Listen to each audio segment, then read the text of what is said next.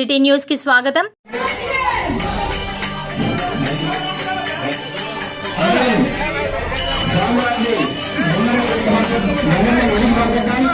City news కి స్వాగతం.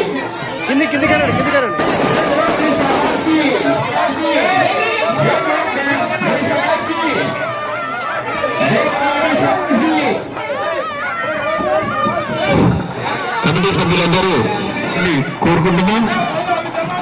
శోభాయాత్ర చేయాలి.